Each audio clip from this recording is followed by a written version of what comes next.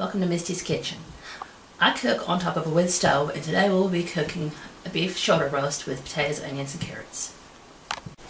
Okay, these are my beef shoulder roast already in my pot with my onions and a little water. I will salt and pepper them, and then I'm going to go over here and I'm going to peel and cut up carrots to put in here on top. These are the ingredients I'll be using. We're using potatoes and my carrots and my salt and pepper, and I may be using a little bit of this Zatarain's black seasoning today. First I'm going to peel the potatoes, and then I'm going to cut them into little squares.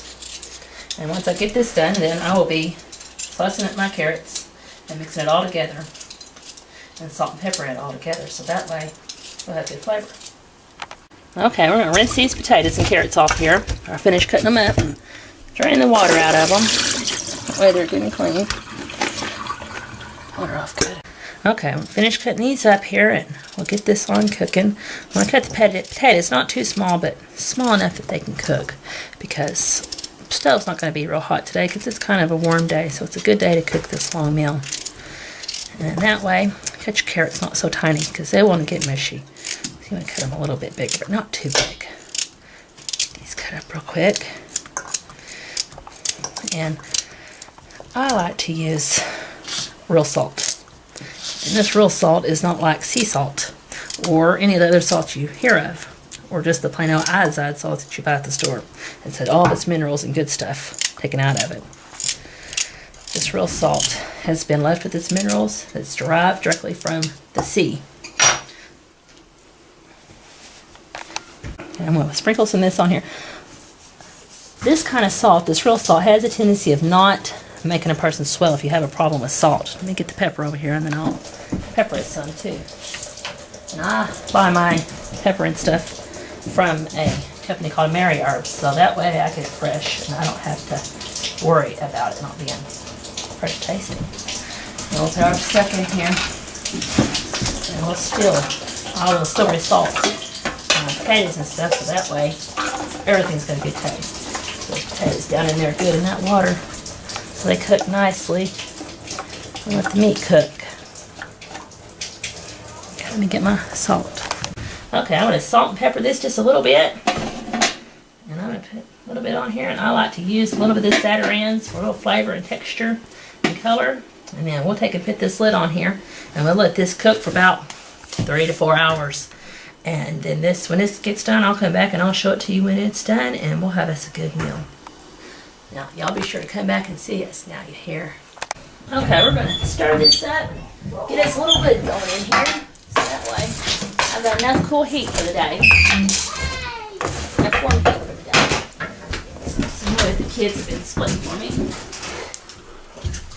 I can't believe this is, this is red oak? Red oak and hickory. Red oak and hickory. This has been down on the ground for a couple years now from tornado damage, so it's burning pretty good.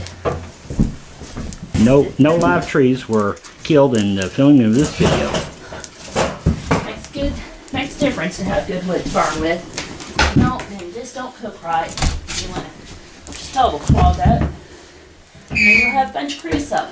This don't give you a nice even burn. And that way, that'll take me all the way to this evening to the end of the meal.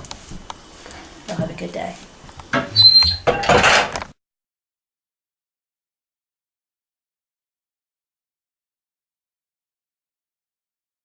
Hi, we're back. We're going to check this roast. It's about halfway done. We need to flip the meat over. That's the secret. It's been on top of a wood stove. It's cooking a little too hard. It's boiling, but we got good wood, I told you. If I take that meat, some little potatoes, and get the bottom, get them all down in that juice so they can finish cooking up. Let that meat kind of cook on top so it slows it down a smidgen. Get them potatoes and all that underneath there so they can soak up them juices. Get them in there. And while that's cooking, I believe that we are going to make a batch of homemade biscuits to go with it. Got my skillet up here preheated. Put this one up there just because it's a force of habit. And get that good and hot while I'm making those biscuits, and then that way they cook nice and quick, fast, and they rise. Okay. Alright, we're going to make biscuits, homemade biscuits. And these are the ingredients I'm going to use. We got whole wheat flour, and I've got self-rising white flour. And I like to use this double acting baking powder. And this bottle wheat gluten to go with this to help this rise better. I'll get this right here. I gotta get my biscuit bowl. Okay, we're gonna make homemade biscuits now, and these are my ingredients. I use hot premium whole wheat flour, double active baking powder, and vital wheat gluten to go with this wheat flour to help it rise. And I like to use a little bit of self-rising white flour too. It just gives it a good texture. Sometimes I make pure white biscuits, sometimes I make pure whole wheat biscuits, but I like to make them half and half the best. And I like to use homemade butter that we make here. My neighbor, she's got a milk cow, and we get milk, and we'll take and get this milk, and we'll let it sit overnight. The next day we'll be able to skim all the cream off of it.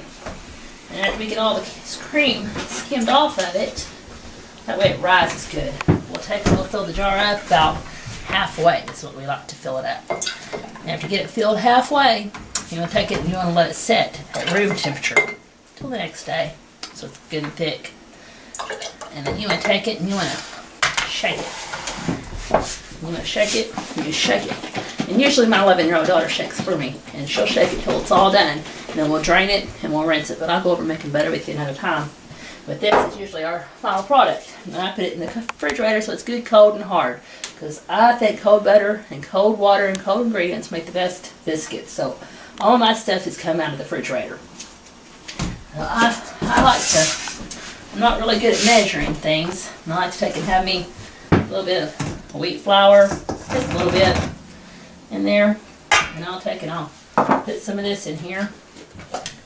A little powder, about a teaspoon, I guess. Not good at measuring that. Same here. I just have to put me that much of that in there. A pinch of this, a pinch of that. And mix it up a little bit. I'm going to take this white flour here, put that in there, till we get a good stance of it, get it all blended up good and nice together. That way you got it good. I'll take this butter, and I just kind of break it out of there best I can. And usually my 8-year-old daughter helps me with this. Get this butter in here, and get it good in there, and stir it up, get it good and mixed up the rest of the way. And once you get that good mixed up, I like to use ice cold water. And again, I don't measure. This is about a little over a cup probably. I like to pour me some in and get it mixed up. So you don't want to get too much because it's too wet and you can't handle it. If it's too dry, you just kind of have it too dry and you can tell your biscuits aren't good and fluffy. They're just too hard to work with. It's best just to add as you go. You can add a little more flour, but you really don't need to because you're going to need some extra flour while you're rolling your biscuits out. And they always say not to do it too much, but I've done it a lot and I've done a little, and sometimes they turn out good both ways. I guess it's just all making it since I've made dozens of these. I'll take it, spread me a little flour here. Just get this out here.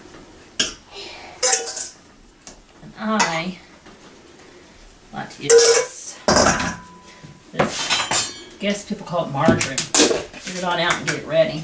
And get me a good spatula full. Have it there waiting ready for me so I don't have to try that in a minute.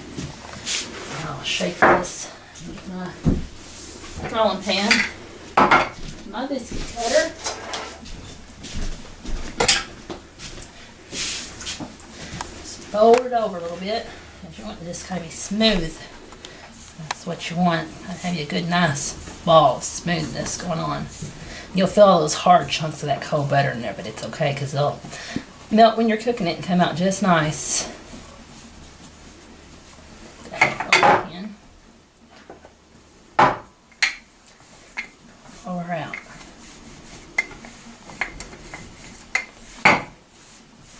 Get it all nice and level. Biscuit cutter and cut them out. Don't really want to twist it. Don't know why, but they say don't twist. Put them to the side until I get them all made up. I use all my flour, and I make every bit of it, so that way there's no waste.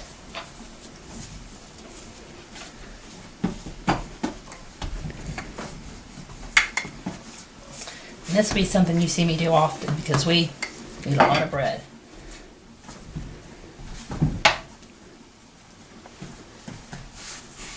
Alright. I like to have a nice hot skillet.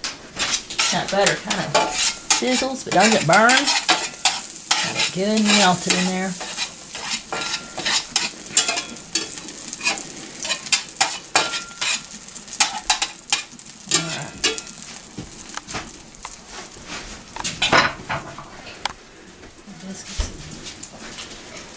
Right in there. Kind of, I guess some people would consider them fried biscuits, but I just consider them stovetop biscuits. I've never made them really any other way, and when I have, they were dry, and I really didn't like them. So my family is real happy with this product. A little more. One last biscuit. Go in there. There. And see, they all touch, which helps them all rise together. And then I'll take and put me a lid on there, and we'll come back whenever those are closer to done and show you what else I do. I like to use a good cast iron lid to go on top of this because it helps the moisture stay in it. And it gives you a oven and a bacon effect. And I get these when I buy my Dutch ovens and my chicken fryers. They come with them. But I buy them so I can use them on these skillets. And then that way, let's see, that'll be done. My roast and potatoes will be done probably about the same time my biscuits will be done. And then we'll be having supper within the hour. Okay, now we're going to check these biscuits and I think they're done. Smell them. Yes, sir, they sure are. Put that here. Well, this is my little secret about doing them. To bring them over here and flip them. Flip them with my table. I got it nice and clean, so that way we can use it. Set some up here to the side. I'll flip them like so.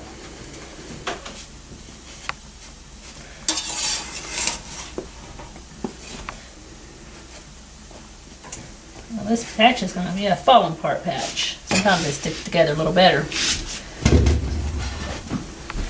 I put them back up there and I let them finish up on the other side.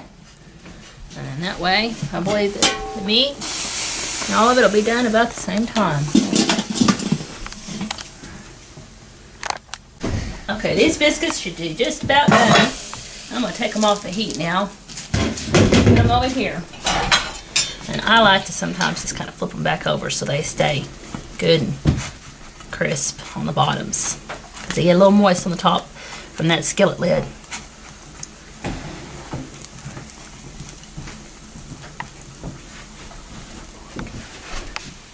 Alright, here. Alright, I believe this roast is about done. Let's check it here.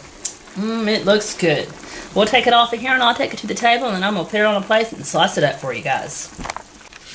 Alright, we got these potatoes and this meat. Let's see if it's done. Yes, it is. Now we'll have us some beef roast, potatoes, and carrots and onions to go with our biscuits, and we'll have us a good supper for Misty's Country Cooking. Y'all come back now, you hear?